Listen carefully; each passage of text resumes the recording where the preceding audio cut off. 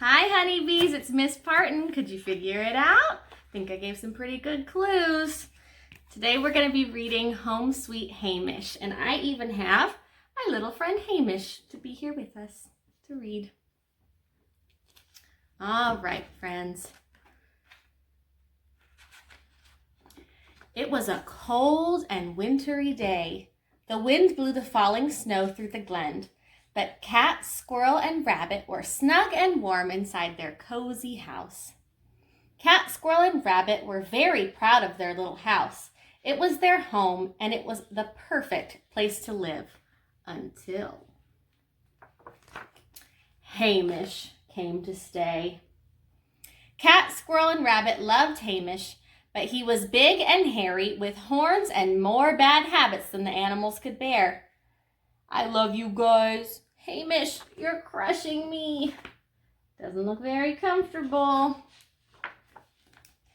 Hamish was very clumsy. He was always knocking things over. He was really lazy, always leaving things around, including his toffee wrappers, very sticky.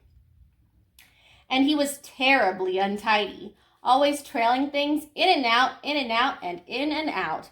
And when the animals said, "Hamish, tidy up your mess," he huffed and puffed and grumped and moaned. Then, one day, Hamish caused absolute chaos. He knocked everything over and the animals went crazy. "That's it!" yelled Rabbit. "We've had it up to here," shouted Squirrel. "We can't cope with your mess anymore," cried Cat, and they packed Hamish's toffee bag and sent him out into the snow. Hamish couldn't understand what all the fuss was about. "It was only a few wrappers," he whined. And feeling sorry for himself, Hamish sat down in the snow and ate some toffee, because a toffee or two always made him feel much better. After the animals had tidied away Hamish's mess, they relaxed and put their feet up. The house was so peaceful without Hamish.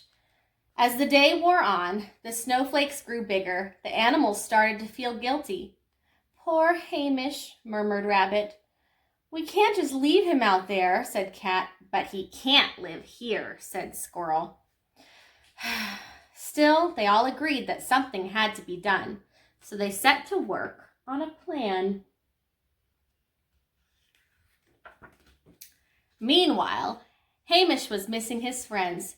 He peered through the little window to see what they were doing, but the animals were so busy, they didn't even notice Hamish.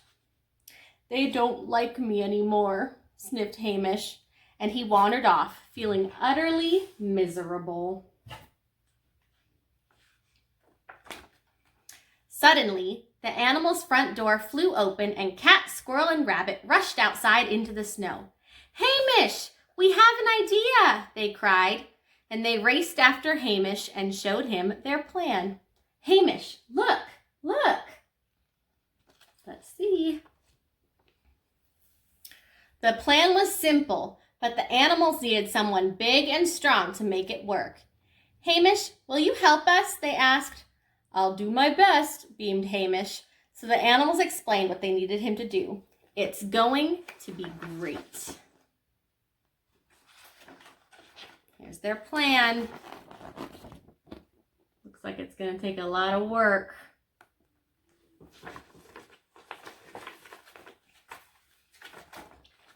Hamish gathered as much wood as he could carry, and Cat, Squirrel, and Rabbit searched for some handy bits and bobs on Hamish's piles of rubbish. Then, while the animals held the pieces in place, Hamish hammered them together with his hard hooves. Bang, bang! And after lots of clattering and banging and some special finishing touches, there stood a house for Hamish. "Well, Hamish, what do you think?" asked the animals. Hamish went inside for a closer look. There was plenty of room for all his things, a special tin for his toffees, and even a little door leading into the animal's house next door. "Groovy," shouted Hamish. "Peekaboo." The animals were delighted.